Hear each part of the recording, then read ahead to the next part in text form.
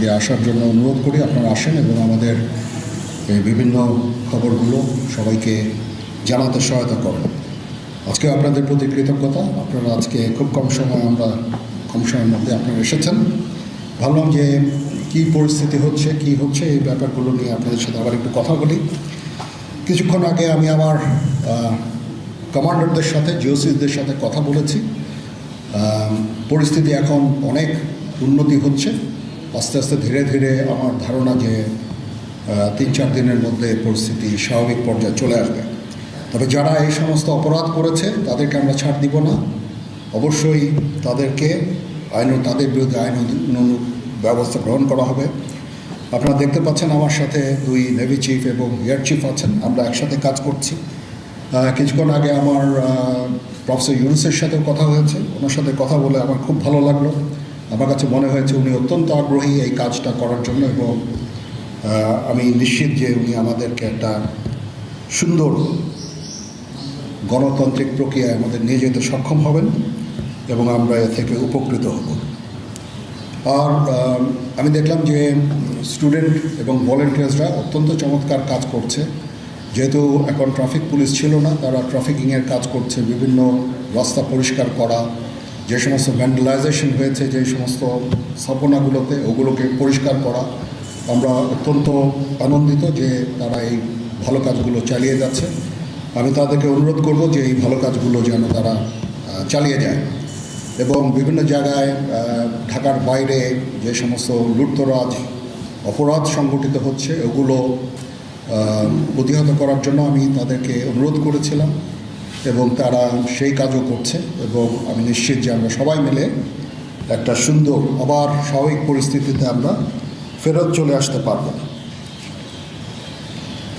আপনারা জানেন যে আমরা কেয়ারটেকার গভর্নমেন্টের প্রধান ডক্টর ইউনুসকে আমরা নির্বাচন করেছি অনেক আলোচনা করে। আমরা নিজেদের মধ্যে অনেক আলোচনা করেছি এবং সমস্ত রাজনৈতিক নেতৃবৃন্দের সাথে, স্টুডেন্ট কোঅর্ডিনেটরদের সাথে আলোচনা করেছি। আমার সাথে নেভি চিফ এবং এয়ার চিফ ওনারাও ছিলেন এবং মহামান্য রাষ্ট্রপতির সাথে আমরা আলোচনা করেছি এবং আলোচনা করে আমরা সর্বসম্মতভাবে সম্মত হয়েছে এবং ওনার কাছে প্রস্তাব দিয়েছি চিফ অ্যাডভাইজার ডক্টর ইউনুসকে করার জন্য এবং উনি এখন আমাদের চিফ অ্যাডভাইজার। কালকে আসবেন, কালকে হয়তো দুপুরে উনি এসে পৌঁছাবেন। আমি ওনাকে রিসিভ করতে যাব। আমরা ওনাকে সর্বতোভাবে সহায়তা করব। আমি army chief, navy chief, air chief, এবং আমি নিশ্চিত যে উনি সমস্ত রাজনৈতিক দল এবং সবার কাছ থেকে সাহায্য সহযোগিতা পাবেন। স্টুডেন্ট ফোরাম, স্টুডেন্টস, এবং আমরা সবাই মিলে ওনাকে সাহায্য করব এবং আমি নিশ্চিত যে তাহলে উনি অত্যন্ত সফলভাবে ওনার এই কাজ সমাধা করতে সক্ষম হবেন। অনেক ধরনের গুজব চলছে। আমি জনগণকে আহ্বান করব এ ধরনের গুজবে যেন কান না দেয়। আমরা একটা চমৎকার পরিবেশে সুন্দরভাবে সবাই মিলে আমরা কাজ করে যাচ্ছি। আমার সেনাবাহিনী নিয়ে বিভিন্ন সেনানিবাসের মধ্যে বিভিন্ন কিছু হচ্ছে ইত্যাদি সমস্ত গুজব রটনা করা হচ্ছে। এগুলোকে আপনারা কান দিবেন না এবং আপনারা এই ধরনের গুজব ছড়াতেও দয়া করে সাহায্য করবেন না। আমি জানি সবাই এটা ইচ্ছা করে করেন না, হয়তো আউট অফ প্যানিক আপনারা এটা করেন। এই জিনিসটা থেকে নিবৃত্ত থাকলে এটা ভালো হবে এবং আরেকজনকে কোনো নিশ্চিত না হয়ে কাউকে এ ধরনের কোনো খবর সংবাদ আপনারা দেওয়া থেকে বিরত থাকবেন, তাহলে এটা আমাদেরকে সাহায্য করবে। পুলিশের পুনর্গঠনের কাজ চলছে।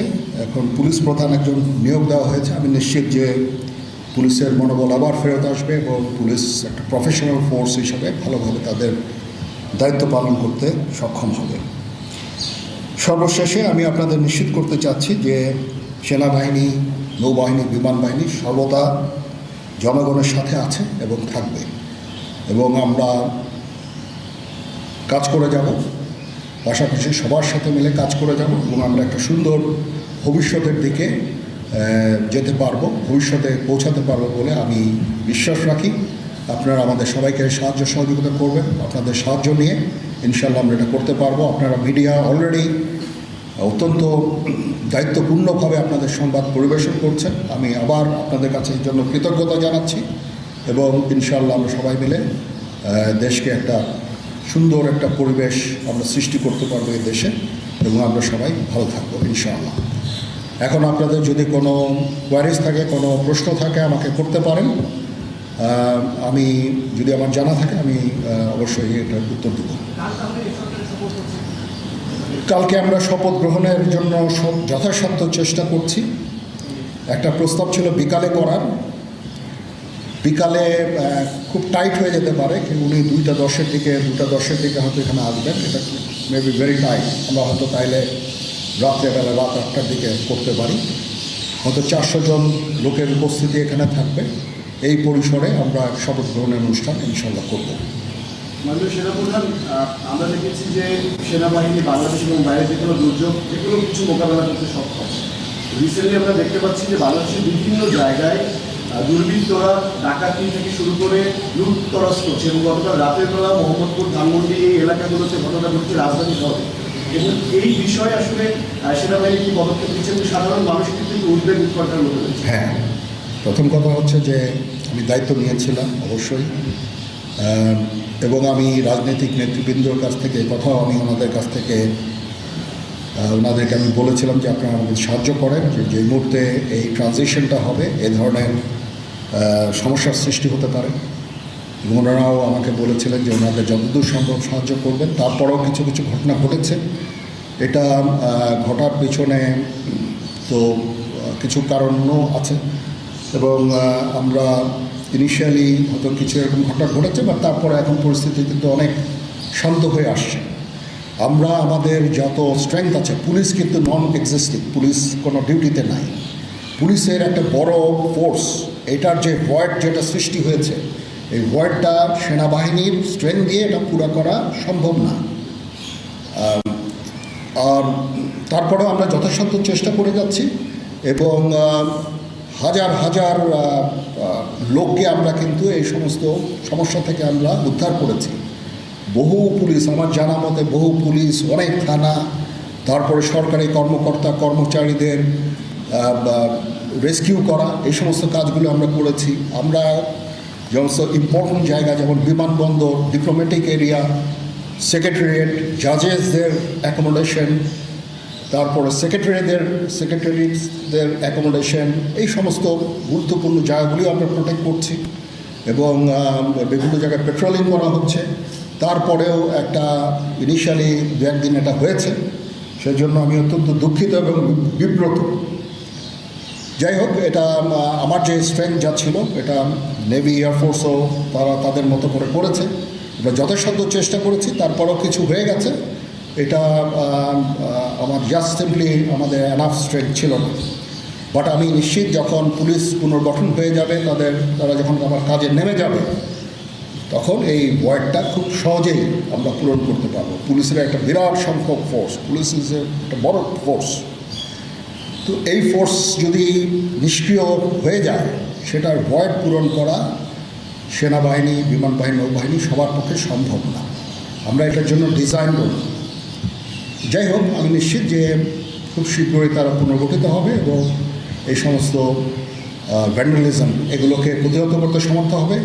বাট আমি এটুকু আপনাদের বলছি যে যারা এই সমস্ত কাজে জড়িয়েছে তাদেরকে আমরা আইনের আওতায় আনার সর্বোচ্চ চেষ্টা আমরা করব।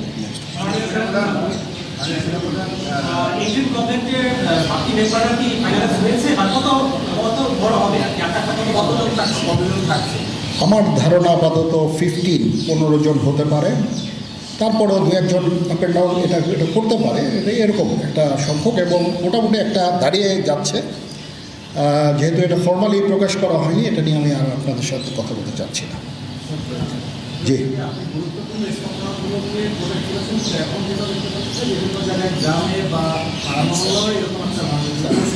হ্যাঁ হচ্ছে, বাট সংখ্যা অনেক কমে এসেছে।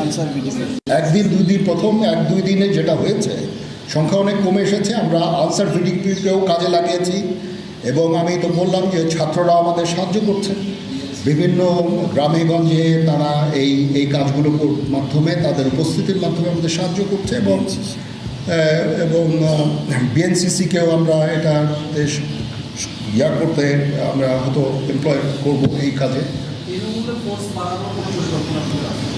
আমি আমার যত ফোর্স আছে মিলিটারি সব অল ডিপ্লয়েড, এবং তারা তাদের সাধ্যমতো এই কাজে নিয়োজিত। মাননীয় সেনাপ্রধান, আপনি বিব্রত বোধ করলেন কারণ আপনি নিরাপত্তার দায়িত্ব নিয়েছিলেন, সেখানে হয়তো এখন রাজনীতিবিদরা বললেন যে জেনারেল সাহেব আপনি নিরাপত্তার দায়িত্ব নেন, somebody has to take it. তো আমি সে আর তো কেউ নেওয়ার নাই, আমি নিয়েছি, এবং যদি কোনো ব্যর্থতা থাকে সে দায়িত্ব আমার। আমি আমার সাধ্যমতো চেষ্টা করেছি এবং খুব কম সময়ের মধ্যে একটা স্বাভাবিক পরিস্থিতি ফেরত আসছে। বাট আমাদের আরও অনেক কাজ করতে হবে।